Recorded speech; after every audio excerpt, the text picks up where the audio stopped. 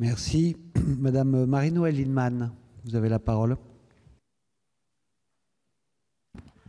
Le débat sur la vente HLM change de nature aujourd'hui, à la fois avec le prélèvement massif sur les organismes, le RLS, et parce que manifestement, on est en train de changer de stratégie. Avant la vente HLM, c'était une façon de donner de la fluidité au patrimoine, se donner des souplesses et, dans certains cas, répondre à l'aspiration d'accession sociale de nos concitoyens. Là, ça devient la méthode privilégiée et l'unique quasiment pour financer la construction de parcs nouveaux dans le monde HLM. Or, premièrement, il faut constater une réalité. Il n'est pas vrai que quand on vend un logement HLM, on en construit deux.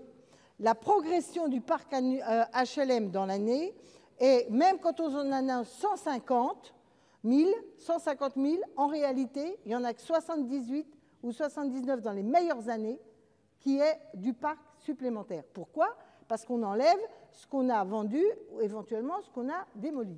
La progression du parc HLM en France est dérisoire au regard de l'augmentation de la population, du fait qu'elle est de plus en plus pauvre et du fait qu'il y a des cohabitations. Donc la vente HLM, telle qu'elle est organisée là, est de nature à changer notre modèle économique. On n'est pas le premier pays à le faire, puisque vous disiez que j'étais fascinée par les modèles européens. Pas du tout.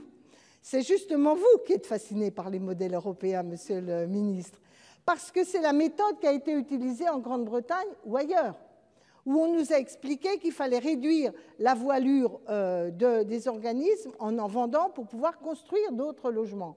La réalité, c'est qu'aujourd'hui, les Anglais, que ce soit Mme May ou que ce soit le maire de Londres, sont en train de remettre des crédits massifs pour du logement public. Ce n'est même pas HLM comme nous, public.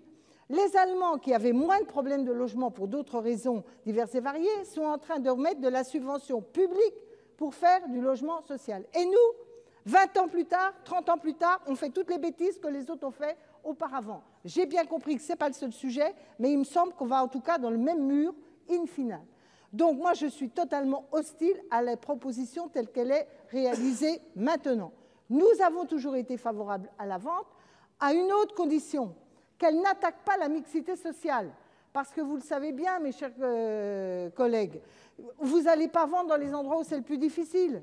Vous allez le vendre dans les endroits attractifs. Et c'est dans ces endroits attractifs qu'on a du mal à trouver du foncier disponible. Et donc on aura, même à supposer même qu'on en fasse 2 pour 1, on ne les fait plus au même endroit. Et on a déjà eu tellement de mal à réussir certaines opérations dans des quartiers plutôt centraux que, franchement, détricoter tout ça est à haut risque. Donc moi, je crois que nous avions les outils qui permettaient une fluidité du parc.